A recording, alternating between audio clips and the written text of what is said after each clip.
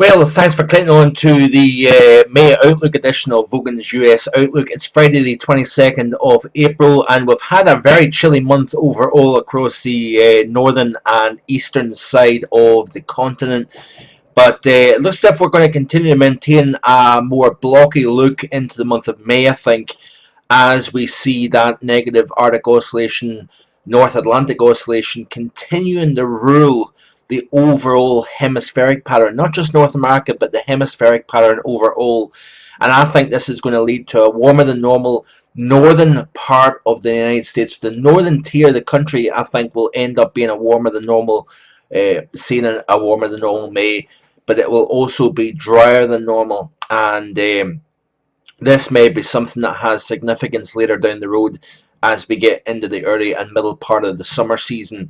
But it looks as if the Canadian model for May certainly has that more northerly high pressure position, which indicates to me that we're going to continue to see this active Pacific pattern through May. So we're going to continue to see systems coming in through California, riding down underneath that ridge of high pressure, keeping it wetter, stormier, and you would expect with this type of setup less severe weather. Cooler than normal temperatures, I think, as well. You can see here the 2-meter temperature anomaly for the month of May looks like this here.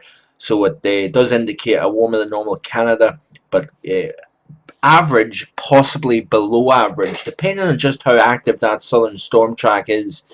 But I do think it's going to be a drier than normal over the top of that wetter than normal. Let's have a look at the CFSV2 monthly for the same period, and the 2-meter temperature anomaly looks like this here. So very similar to what the Canadian is indicating, only the Canadian, or the CFSV2, sorry, is indicating below normal temperatures over the Four Corners region. But look at Canada, it's got a lot warmer than normal here. And you look at the 500 millibar height anomaly, it's not dissimilar to the Canadian. It has that northern blocking once again. So it's the pattern is trying to hold on to cooler than normal underneath the warmer than normal. And I do think we're going to see potential for increased dryness over the northern tier of the country as we go through the month of May and into the early part of June overall.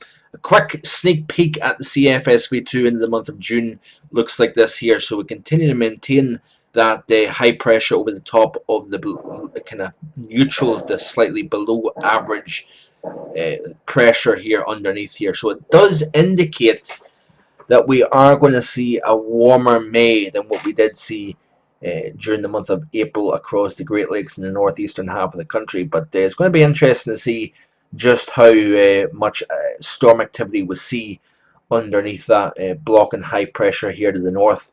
That's it for today. Do check out the written May Outlook, which will be available later on this afternoon. And thanks for watching. If you're on YouTube, do check out the website for a lot more detailed information. And thanks again for watching. Have a great Friday. Bye for now.